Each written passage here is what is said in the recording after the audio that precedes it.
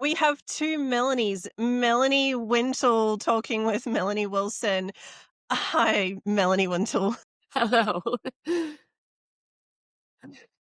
We've had a great chat before we started recording about how people can look after themselves as they are getting a little bit older and trying to be more active and able to live a fulfilling life for a long time.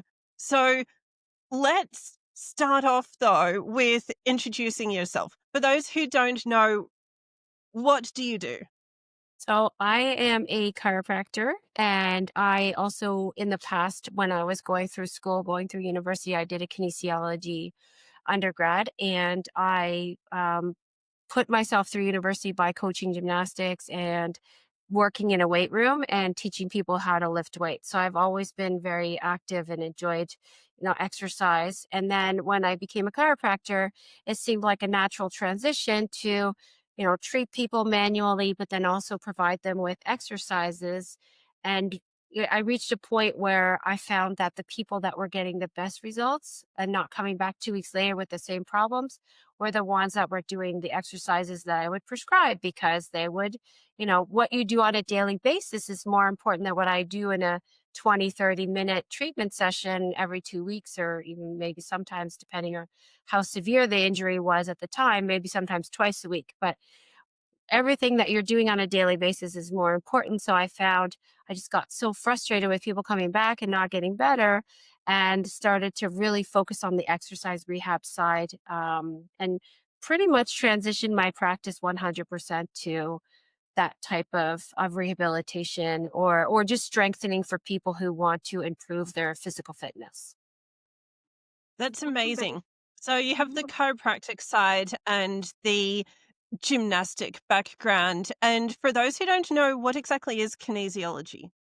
It's so when you're going through, because obviously to become a chiropractor you need to have an undergraduate degree from a university. So you can choose a health science, or there's different choices. Kinesiology is all about human motion. Um yeah, a lot of human motion biology, bit of chemistry, but mostly based on sports science and exercise science and human movement. So there's a lot of science behind what you're doing. And I think that's really significant because you were saying before I clicked record that some people might be guiding groups in some forms of movement with a little bit more or less, or varying backgrounds and knowledge. And so I think I'll start off there just because that's where we've landed, that people are looking for all different forms of movement at the moment, be it Pilates or yoga or something else. And I am curious what sort of forms of movement have you seen people leaning towards? You mentioned weights. So what have people been doing? And what advice do you have to people who are showing up to a group wanting to look after themselves and wondering, are they getting the best guidance? That's a lot. Oh, so I think personally, I like to focus on strength training just because right now too, a lot of people, a lot of women, especially in the menopause space, are being told that they need to start lifting heavier weights if you want to avoid frailty, you want to build up your bone density, you want to improve your independence as you age. So a lot of women are being pushed into strength training. However, if they don't have the background in strength training and they haven't ever really lifted weights, they might, feel intimidated, either A, just not start at all, or kind of start doing something that's too heavy for them and then causing them to either want to give up because it's not enjoyable. It's not enjoyable to be so sore the next day that you can barely sit on the toilet or walk up the stairs. So a lot of people are intimidated by that, and they're just not progressing into it in a natural way. Um, Also, just if you have a specific injury that you're dealing with going into any kind of exercise, and you definitely want to consult somebody who's going to have some experience in exercise rehab, because they have to be able to tell you how to rehabilitate that injury at the same time as you're doing your strengthening. So I think a lot of people too, unfortunately, when they have an injury, depending on the comfort level of the practitioner, they maybe just be told to avoid anything that aggravates the pain of that injury, which is in some ways one of the worst things you can do. Are you saying that it's worse to avoid these activities entirely if you have an injury? Yeah, because what happens is if you have an injury and you want to baby it for a little bit. Obviously, it depends on if it's something that you rolled over and sprained your ankle. Obviously, you're not going to go for a run the next day. You need to let it heal.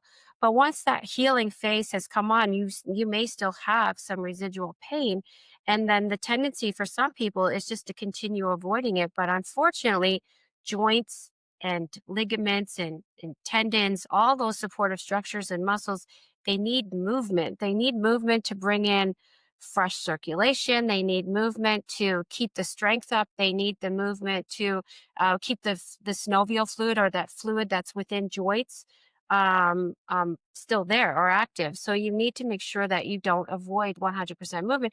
You also become weaker, right? We know it's move it, use it or lose it. If you stop moving because you have an injury, then you're going to decondition your entire state. And then you're going to start being fearful of doing certain movements because you're so worried about the pain. So you start kind of losing perspective of what you can and can't do and what's appropriate, what's not appropriate at that stage. That's something to really keep in mind, and this can happen to anyone. I broke my leg years ago, and I, for a long time, thought that I shouldn't try various activities for pretty much a year or 2 afterwards, and I think that we give ourselves limiting beliefs. So I'm glad you're encouraging people to get back out there after they might have had a setback. Yeah, and make sure that you're working with somebody who knows how to, work with an injury and how to rehabilitate an injury. There's a lot of people out there that will, teach you exercise. They'll either A, tell you you need to work around it and just avoid moving that, or just stop doing that. If it hurts, don't do it. But unfortunately, some of that pain is just an alarm signal that's a little overactive because you've guarded it for so long. So it's just gradually increasing your range of motion within your tolerance. And you'll find that if you keep doing it over time, little by little, you'll actually increase that range of motion and the pain will start to become less severe over time, especially if you stay within your tolerance, right? You're increasing your tolerance over time. If you've ever had a back injury, you know that the day you have it, I've had back pain where I was down on my knees, and the day you have it, you're super guarded, right?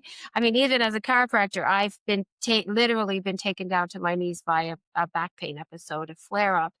And that day, yes, you have to be a little bit more ginger, but you have to realize that you need to start walking, you need to start moving, you need to make sure that you don't allow that pain to keep you stuck on the couch for a week or two. That's so symbolic. I think that people let all sorts of pain hold them back, and we need to just get up. But the common theme that I'm seeing is to keep at it for a while because Mhm.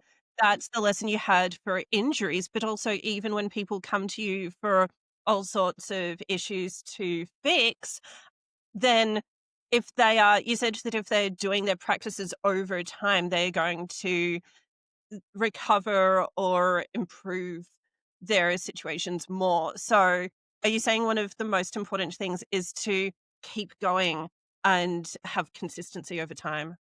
Absolutely. Exercise basically has to become part of your daily hygiene and your self care. You wouldn't think about going a day without brushing your teeth. So, I mean, and just finding things that you like to do. So, it has to be part of your daily self care. It has to.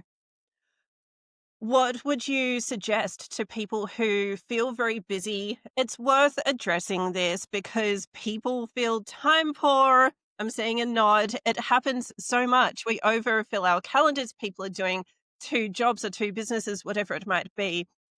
How do you recommend that your clients or anyone should be fitting in their appropriate exercise on a busy day?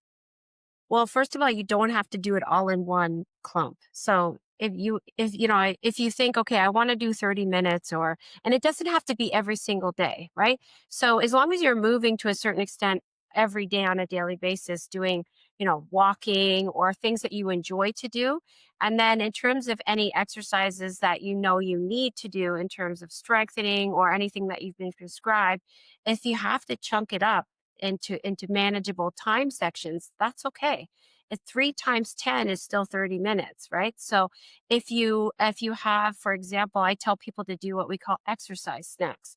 So when you go to get up, if you have an office job, when you go to get up to go to the washroom or get a coffee or be right before your lunch, do 10 squats, 10 body weight squats, right? And then go on your way, or just kind of what we call like associating habits or habit stacking. So, okay, while my coffee's brewing, I'm going to do calf raises.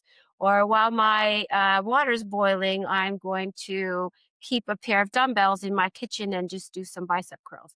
So it doesn't have to be one solid time of 30 minutes. You can break it up into manageable times for you, right? Whatever fits into your schedule.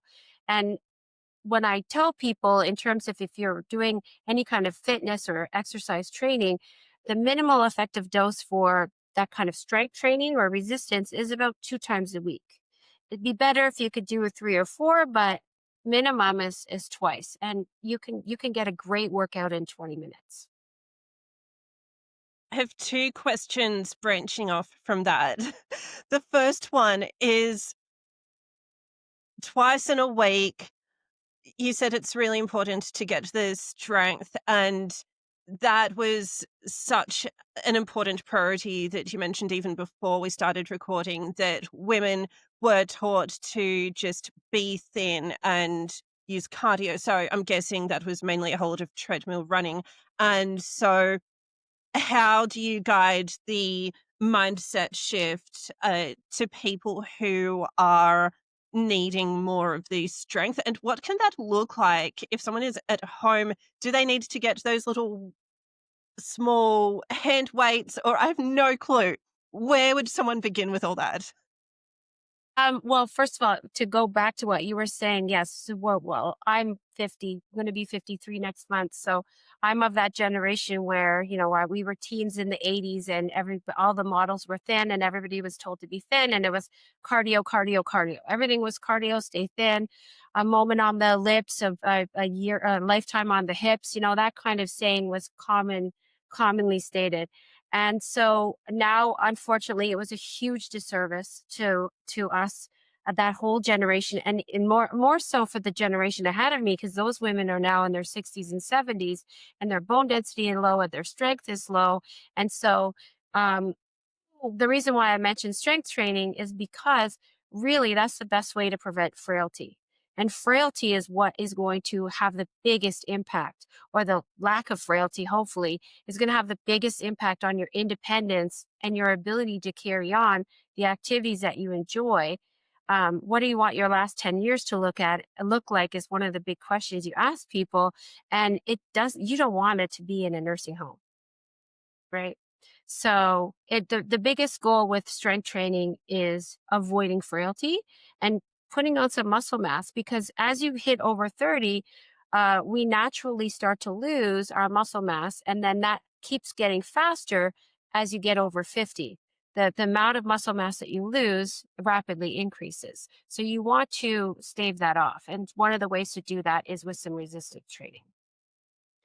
So to That's go with so what you were crucial. saying, sorry. No, dive in. So to go with what you were saying about what does that look like? Well, right now, unfortunately, there's a lot of menopause experts or experts, for people over 50 saying you got to lift heavy, you have to lift heavy. And that can be extremely intimidating for somebody who has never lifted weights, right? So I've even heard one expert say, put the pink weights away. But there's nothing wrong with those pink weights, because that might be your starting point, right?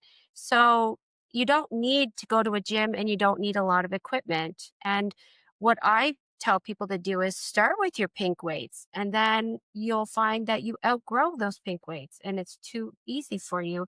And then guess what? You get to buy yourself the next set of dumbbells.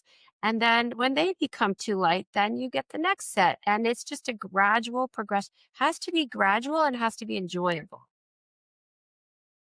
Wondering if people can also get some practice in by incorporating the movement and the heavy lifting, the accessible, achievable heavy lifting into their everyday lives. Perhaps it could be walking a few blocks to something instead of taking the car. I've seen some people driving to something that's so close they could have walked. Do you recommend that sort of thing to get more Oh, movement in yeah. the day? Absolutely. And like you were saying, just doing things that they could have done otherwise. So strength training, carrying your groceries, that's strength training. So you're carrying 2 bags of groceries and you're walking. And there's a term for that move. We do it with dumbbells. It's called farmer's carry. So you're carrying two bags of groceries and you're walking. So you now have to resist the weight of those grocery bags, in each hand. So that is a form of resistance training. And that's why is so practical for everyday life. Or you could just, you know, you could be taking your bottle of laundry detergent and raising it over your head and doing exercise that way. You don't even need equipment. Just think about the movements that you want to be able to continue to do on your own. If you've got a vacation coming up and you know that you don't want to have to ask for help to get that luggage in the overhead compartment, well, maybe you could start, like I said, with your laundry detergent, or I don't know, a 2-liter bottle of, soda. You could start raising that above your head just to start getting that movement in place. And it doesn't have to be heavy until you're ready. You just keep looking for something heavier for the next step. Start small and be gradual. Yes. Otherwise, you're going to hate it because you'll injure yourself and then you'll be even more fearful, or you'll be so sore the next day. I mean, that's one of the most common complaints, or one of the most common things I have from women or people that I train is that they say, "Oh, I don't want to be sore." So I say, okay, well, the best way to avoid that really horrible stiffness that you get 2 days after your first workout is just to start really light and build up, and you will find, oh, you might feel a little bit sore, and that's how you know it was working. But you don't want it to be so unpleasant that you can't go up and down the stairs without feeling the ache. Absolutely. You talked about menopause, and I'm in my 30s. I heard that women in their 40s and 50s start dealing with that, but there's all this media talk now about perimenopause, things like that. I'm wondering what's going on with this menopause. I hope you can relate to having not really grown up hearing about it, because I think I grew up just not hearing that much about it, or there could have been stereotypes. So I'm sure you would agree it's in the public conversation a lot more than before, but what do we need to know? Well, I have to say, I feel so happy that I'm in the generation that I am because us, the ones that are currently in their 50s or below, we are the generation that are just thankfully getting into that point where hormone replacement therapy is being deemed safe again. Because I don't know if you know about the Women's Health Initiative study that was done. I believe it was in the 80s, but basically it was very poorly done.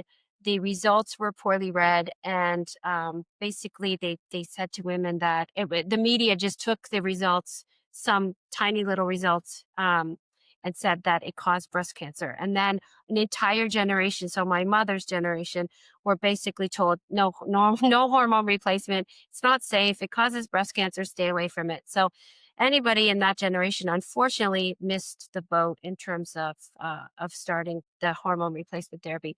I myself started just because I started getting pains in my late 40s, all over joint pain. I had hot flashes, but very minor. So it wasn't something that I felt I needed to take medication for. But it was the joint pain that was jumping from my elbow to my shoulder and as a chiropractor and somebody who did rehab, I couldn't understand. I wasn't doing anything that was causing an injury. I was trying to rehabilitate it myself, but it wouldn't go away. And so I started doing more reading about menopause, because that's another thing.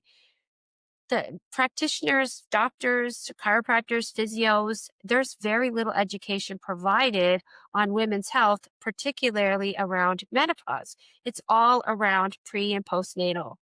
right? Care. There's a lot of care or education provided around pre and postnatal care for women, but menopause, not so much. So I just started doing some reading and I found out that there are estrogen receptors everywhere in your body, even in your brain. And so that was explaining the symptoms that I was having, jumping from, joint to joint. And within 4 weeks of being on my hormone replacement therapy, I haven't really had much symptoms like that since. And if I have, That's I've been able to manage it with, conventional rehab therapy. that's amazing. So was one place in pain and then the next spot? So it was one and then the other hopping. The Yeah, look, it kind of sounds kind of like it toxic shocked or you, it becoming depressed so you. chronic that I couldn't like I got tennis elbow from using I don't know if you know what a weed whacker is or a whippersnipper. Like I was just cutting the weeds in my it's like a little lawnmower type thing and I was only doing it for maybe 30 minutes and I got such a bad flare up of tennis elbow and I could not get rid of it. I ended up having to get a cortisone shot which was a terrible experience. That's a whole nother story. And then within 3 weeks of getting the cortisone shot, it came back again. So that is when that was the straw that broke the camel's back for me that it was like, no, no, no, something else is going on here. And I started listening to more podcasts and educating myself about the symptoms of menopause. And sure enough, that is a very common but under talked about symptom. One of the things that drives me crazy is that everybody's going on about weight gain, weight gain, weight gain in menopause. Well, of course you're going to gain weight if you can't move and you have pain, right? Or you have brain fog or you're exhausted. So I think the focus is on the wrong place, right? I think it's a big disservice to women to be focusing on the hot flashes and the woman constantly going like this or the meno belly. I hate those terms. They just drive me crazy. Menno belly.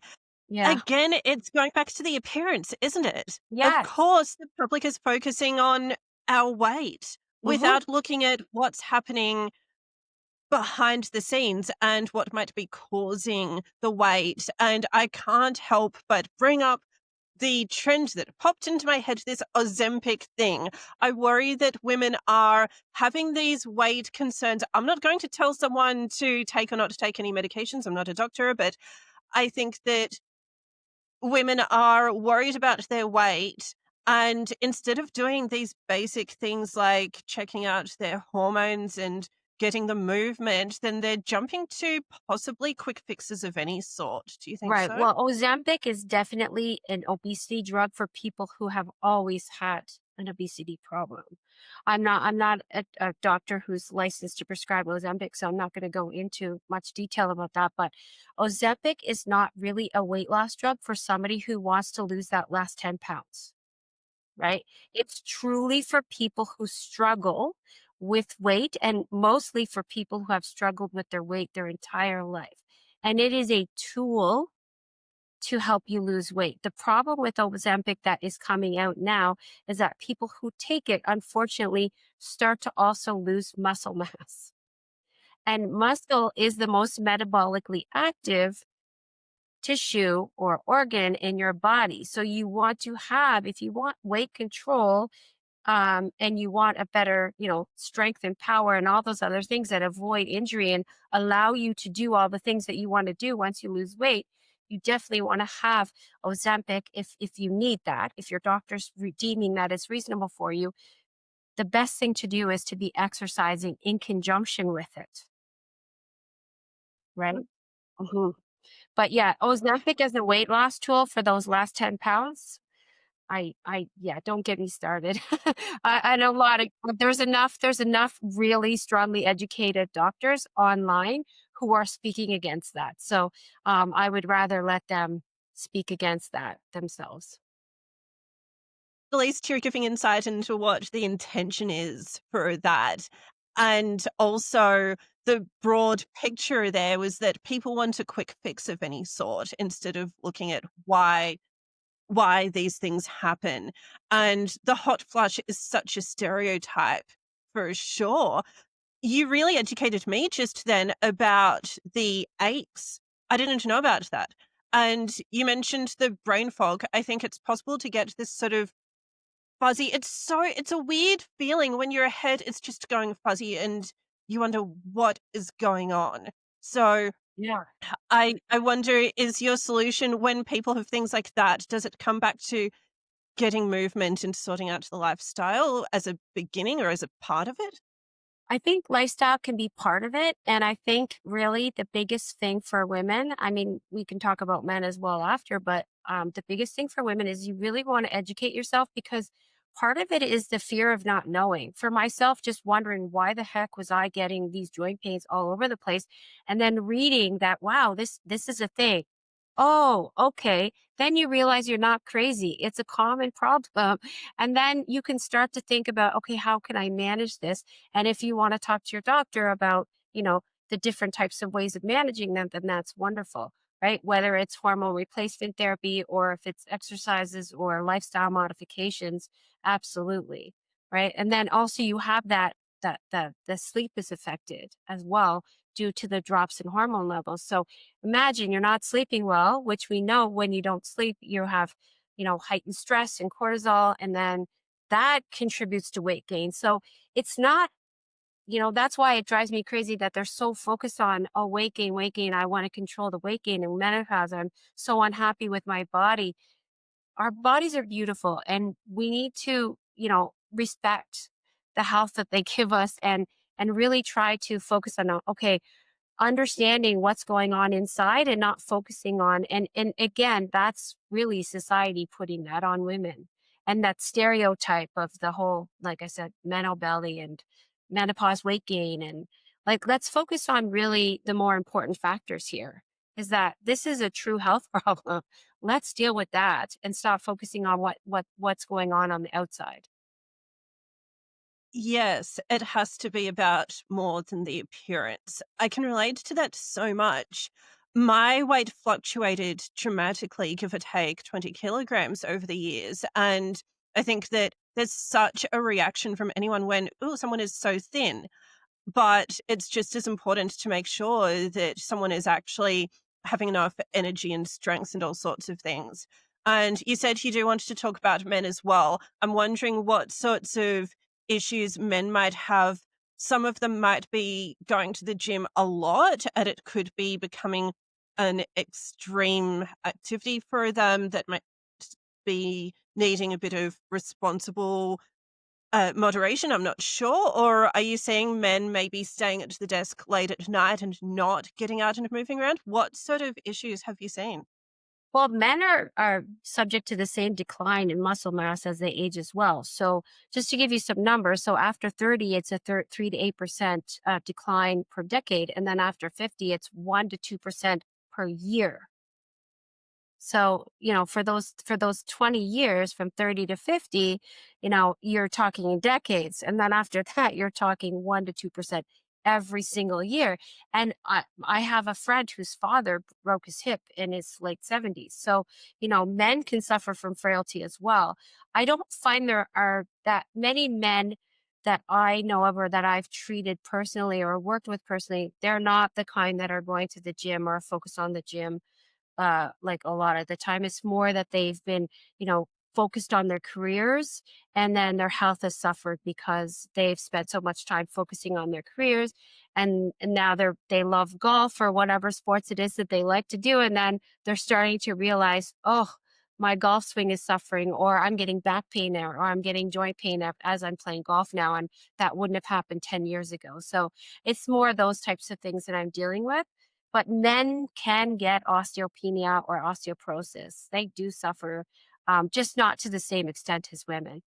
They're lucky too because they can get their muscle mass back a little bit easier. So if you're trading a husband and wife, the husband will start to gain muscle a little faster, which and will lose weight. He'll see results a little faster than the wife will, but it's okay. We all progress at our own rates.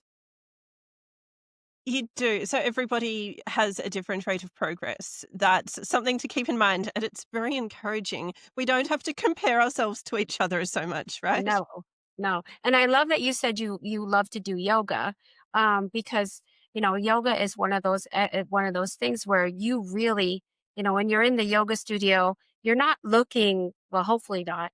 Oh, look at that person's downward dog. They're so much more flexible than I am.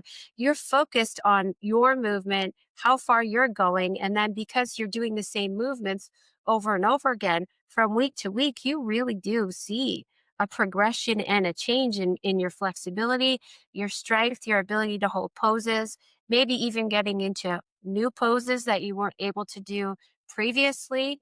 Getting because a lot of the moves are progressive as well.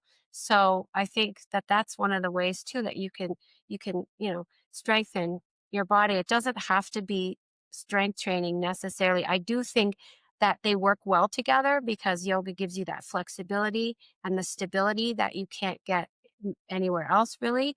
And then the strength training just gives you that power that will help you, avoid falls and be able to do those lifts that you hold, lifting grandchildren, or like I said, lifting your luggage in the overhead compartments. Absolutely. Well, for the younger audiences who might become parents, it's a shock realizing that a young human is still what, 4 to 7 or 8 kilograms, Yeah. and a person is heavy. Yeah, yeah. And then, you're holding them on your hip. I have 2 kids now, they're 22 and 20, but you're holding them on their hips, you're lifting them up, and sometimes you're lifting them even when they're 4 and 5 years old just because they want mommy or daddy to carry them. So, yeah, it's not just limited to newborns and babies that don't walk, right? You're lifting and carrying them for a long time. True. I can't remember the how many kilos or pounds it would be for a 9 or a 10-year-old, but that's not light. Well, you're piggybacking the 9 and 10-year-olds, hopefully not putting them on your on your hip. Right, piggyback. Yeah. But the yoga, I follow yoga. I'm not an expert in it, but I follow it to learn, and I can really personally feel the difference if I've had a few days, maybe I catch a cold and I don't do it for a week, and then suddenly I'm not bending the way I did a week ago. So I totally relate to what you said about how when you're doing something over time, whatever it might be, you can see how you're doing. And then if something has changed, it's telling you something, it's giving you information.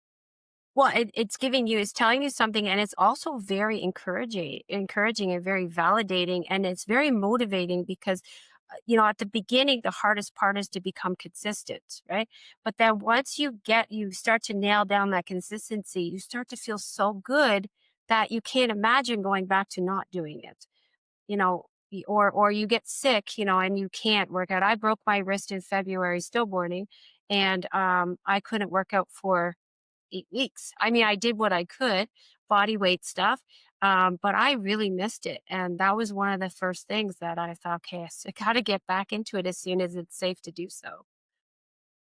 Getting back in, Mhm. definitely. And that's a lesson everybody needs to remember because we never know when someone will have an injury and then have to keep that wisdom in mind, really. Well, yeah, and now also being stronger going into the injury means you're going to have a better chance of getting out of it, right? And quicker. You have a quicker recovery when you have already a stronger, more resilient body. Absolutely. I'm learning so much from you because I'm not from the sporty background. And I think that when people are from perhaps a more nerdy or creative space and not so sporty, then we don't know these things that are going to make us more healthy. And one thing I wanted to go back to is you talked about people really focusing on their careers. And I'm guessing the implication there is someone doing what, 8 or 12 hours at the office, things like that. And you said earlier that someone can perhaps have a walk going to the coffee or whatever is around the water cooler. I'm curious, would you give a guideline as an approximate suggestion, even though everybody is different? Get up every 2 hours, have a stretch. I I don't like to be at a desk for hours anymore if I can help it, but for those who are at a desk a lot, what do they need to know?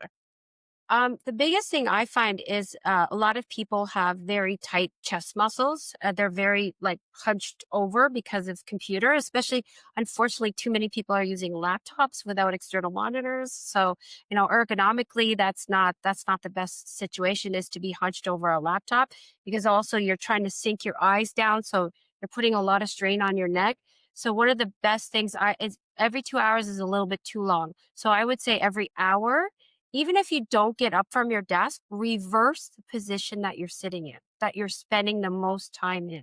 So if that means that your arms are in front of you on a keyboard, and I know that some people are going to be listening to this, so they're not going to hear or see what I'm saying, but you could all picture somebody hunched over a keyboard, right? So everything is closed in within your chest. So what I basically tell people is reverse that position and open up your chest. Yeah, so like stretching up really arching your low back and looking up, right? So going in the opposite direction and holding that for, I don't know, 10 seconds and then, release and then go back into it or standing up and doing some hip circles or doing circles around, moving your arms, anything that's counteracting what you're doing all day long, right? Imagine your hip flexors, right? So your hip flexors are bent and contracted all day long. So getting into a gentle lunge position is going to help ease some of that tension that builds up from sitting in that position for long periods of time. And then nowadays, so many of us have meetings over the phone, right? So walking while you're on your telephone meetings, like why not go outside? I have one patient who he does that every single time he's on the phone, he goes for a walk and he's talking. Thankfully, he doesn't have to take notes. I mean, it depends on what kind of meeting you're in, but that's one of the things that you can do. Or on your lunch hour, rather than sitting in the lunchroom, start walking, right? Go outside for a walk, or depending on the layout of your building, you can even just walk up and down the hallways or up and down the staircase. I used to do that. One of the buildings I worked in was just at lunchtime, maybe do 3 or 4 sets of stairs just to change it up and get up and move around. Does that give us a bit of an extra challenge going up and down the stairs? Does that have a different physical impact instead of going along the hallway? Well, yeah, because going up is challenging because every time you put your foot on the step, then you're using your glutes and your quads and your hamstrings. All of your leg muscles are contracting to lift you up. And then going down, believe it or not, is actually harder than going up because you're using a braking movement. So the leg that is still on the step has to support all of your weight while you're stepping down. And then the foot that is touching the step and goes down first, it's got to brace the impact and then, take all of the weight onto it as you step down. So going up and down stairs is a great exercise to do if it's comfortable for you, obviously. And again, what you do on a daily basis is more important. So one of the things I love to tell people is if every day for the rest of your life you stand up and you touch your toes, you will be, barring some kind of injury, you will always be able to touch your toes. It's stopping doing things that causes that, lack of movement or that stiffening. There are so many practical solutions here, and I really appreciate that. The practical ideas. You mentioned doing the opposite of what we're doing at a computer, and that sunk in so much for me because I pretty much always use a laptop. A lot of people do. And although that happens at a desk, people hunch over or even looking down at the screen. I know some people will put books or whatever they have under the laptop to put it up a bit more, but Yes. I was reminded I've had a couple more trips, long trips on a train recently, and a lot of people travel, so it'll be relevant to the audience, that I found myself looking down at the laptop for a couple of hours, and I was in so much pain. I'm guessing that would make sense, and you said doing the opposite will help that. I found myself feeling desperate for a bit of a stretch to ease that. So would you recommend that if people are going on a flight or a train ride or anything else, if someone is doing a lot of travel, is that going to be really crucial? Yeah, well, our bodies are made to move, right? We are meant to move. We're not plants, we're not static. We are meant to move, and walking is one of the most natural movements, most accessible movements around. So I've recently done a couple of overseas trips as well to Europe. I'm in Canada, by the way. And so one day I really want to go to Australia. My mother-in-law is from Australia. She's from Brisbane. So yeah, Yes, it's we lovely over my there. husband desperately wants to go to where his mother is from. So, but I every time the seatbelt sign is off, I hate to bother the people beside me and have to get them to shuffle, but I just get up and you've seen people do that, walking up and down the aisles, right? That's even more accessible and easy to do on a train is walk up and down the aisles because, you don't have those seatbelts. But just getting up whenever you can, just to avoid that stiffening, and especially if you already have a low back condition or hip or knee, you don't want to stay in a position. Those people do get very stiff and sore from prolonged positions. Anybody who has arthritis or joint pain or stiffness, they really suffer from sitting for prolonged periods. So the simple, accessible thing is to walk around wherever you can. Absolutely. Yeah.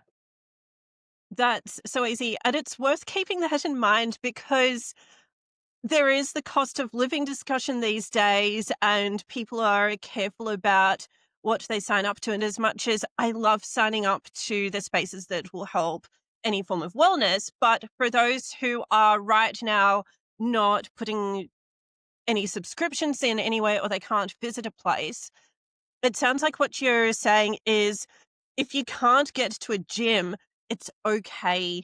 Do something that you can do anywhere. I haven't worked out in a gym in over 20 years. I just have gradually built up what I have at home as I get stronger and need or the desire to try something new. I mean, it's way less expensive than belonging to a gym. Also, I said I'm in Canada, so the last thing I want to do in the middle of winter is bundle up, get in my car, drive to a gym. I also live in a rural area, so drive 15-20 minutes to the gym, get out, change, then get back home. I mean, you're talking 2 hours when I could have in 20 to 30 minutes done something more effective and more comfortable in my own home. You can work out in your pajamas if you want, whatever you want. That's something to keep in mind for any winter in any country, I think. Yes. You can start with bands too, right? So body weight bands, it's $20 Canadian from Amazon for a set of bands. And you can do a Easy. lot with those, a lot. And that's another thing, you don't have to even go shopping physically. Yeah. I mean, as much as we should support small businesses, if you need something accessible, you can have those affordable tools that you need in a day or two. Yeah, and there aren't too many small businesses, unfortunately, that are selling exercise equipment anymore, right? So, Right. So, Amazon is one of the places, unfortunately, where it's the easiest place to order some of these oh, things. I subscribe to Amazon Prime. I'm not promoting it here. I'm just saying that Me it really too, does bring some things to you that you really need. So, especially if you're in that a rural area, right? Yeah, absolutely. yeah. Absolutely. I'm in a small city that doesn't look like a small town, but it feels like one. And so I see where you're coming from. Sometimes if you can get something delivered, then that will be helpful for all sorts of people. So I'm curious. So we talked about what the 30s and 40s and 50s can do. Let's dive into the really older demographics because why not? I know some people who are far beyond retirement age and 70s, 80s, things like that. And I'm wondering if it is that late in life, but they want to improve things as best they can. What can they do? It's never too late. First of all, the best time is now. Right? It's not yesterday. It's not 2 weeks ago. I mean, it's whenever you're ready to start. So don't put that kind of pressure on yourself. I currently am training a 79-year-old woman, and in 4 weeks, she has gained a massive amount of strength and ability. So, and she was actually way more capable than she thought she was.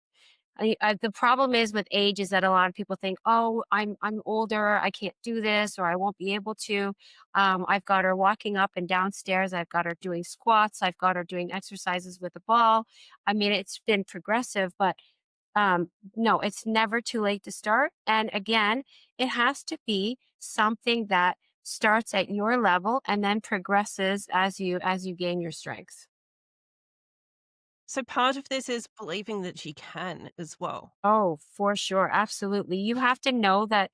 I mean, there's been studies on older people, and they have shown that they have gained strength relatively quickly. It doesn't take a whole lot, 2 to 3 times. And as you're older too, you're not dealing with jobs, you're not dealing with children, you're not dealing with the same time crunch that you would have had when you're younger. So I actually love working with older individuals because they have more time. I find they are the most consistent with their exercises because when you what especially if they're investing their money because they're retirees, especially if they're investing in you to teach them what to do, they're going to do what you've prescribed, and they derive a tremendous amount of benefit from it for sure.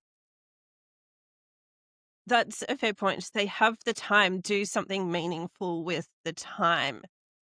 It's great to see the cultural shift of older people living a much more fulfilling life because I did see that in some people over the years.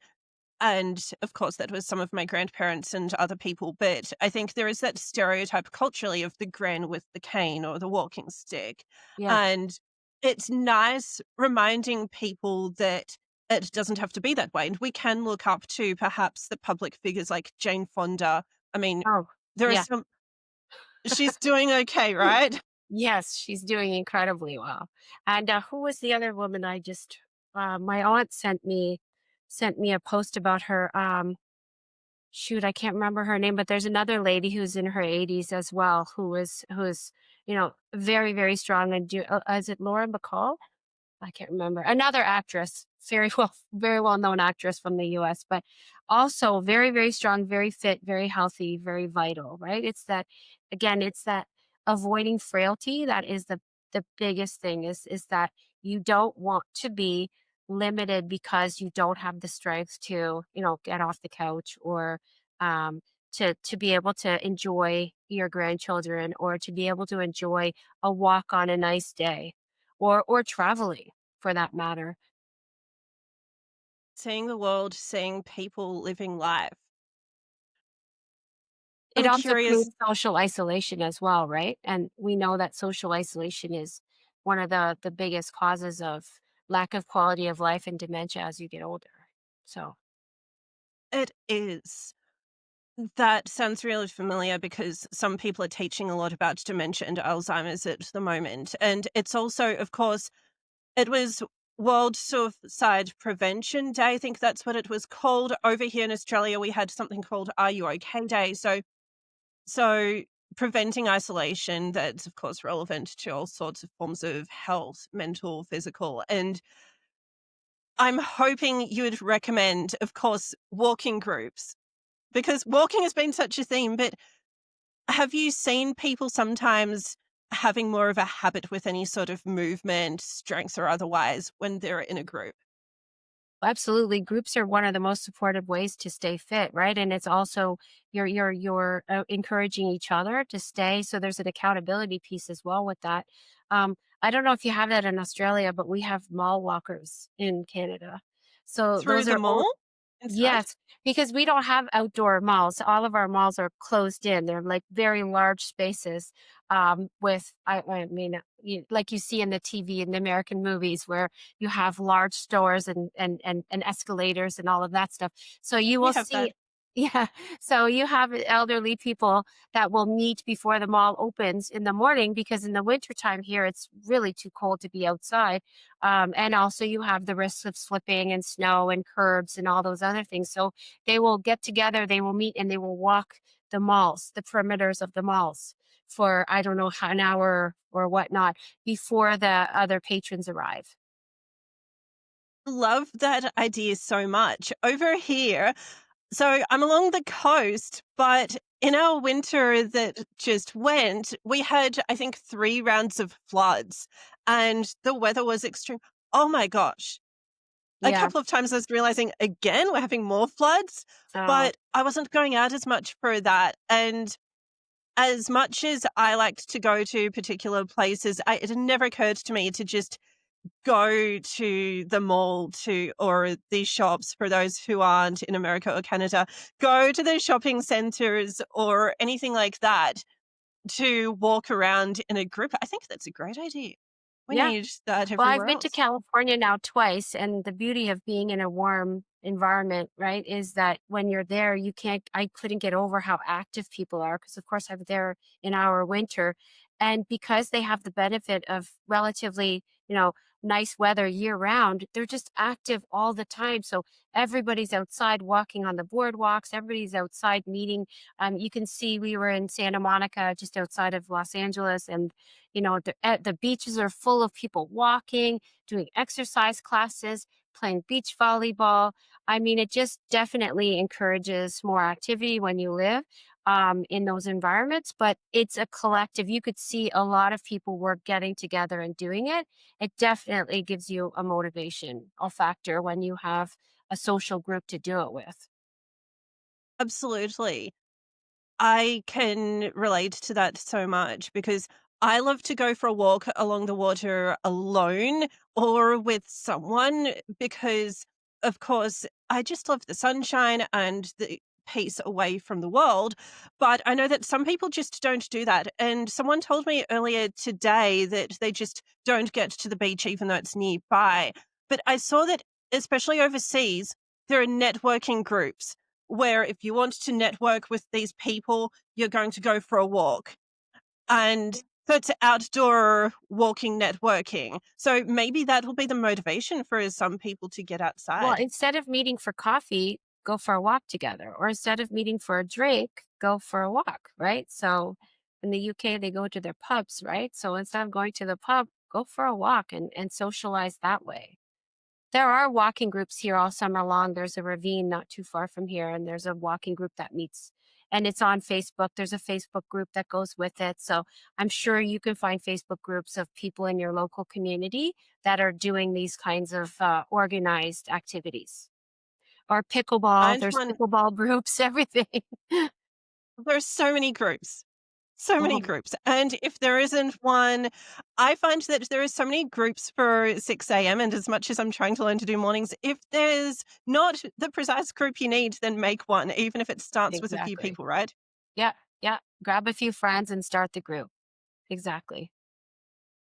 We've really covered all of the demographics. We've covered hormones and walking around and group activities.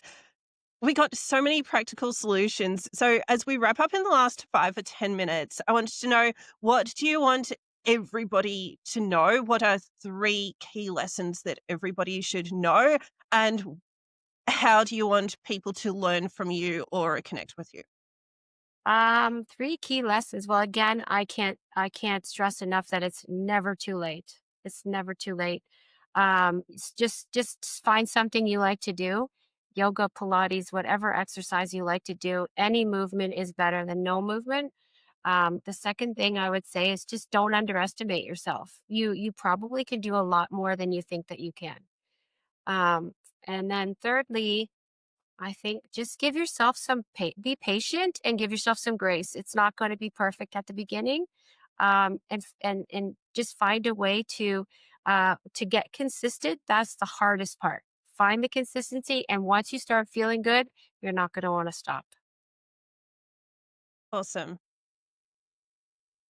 To wrap up, how should people follow you, connect with you? Are you mainly serving people locally? What's the next step? So I do provide online personalized fitness programs for people who are interested. We meet on a monthly basis and we adapt and progress the program. I use an app to program the fitness based on their needs. Mostly strength training, but if they really want to, adapt it to a running program, then that can be done as well. And I'm on Instagram, movewell_MW. I'm also on Facebook, Move Well with Dr. Melanie Wintle. And I think that's it. I have a website, movewellhealth.ca. You support people online, so even if someone is anywhere else, as long as the timing aligns, then that's an option. Yeah, I'm training a friend who's in Australia, just ran your Sydney Marathon. Was it a week and a half ago? I'm a couple of hours north of Sydney, but it's Yeah, definitely that time of year. There are fun runs and walks all the time at the moment. yeah. Look, that's awesome. Melanie Wintle, thank you so much for talking. Thank you so much, Melanie, for having me. It was a lot of fun. Awesome.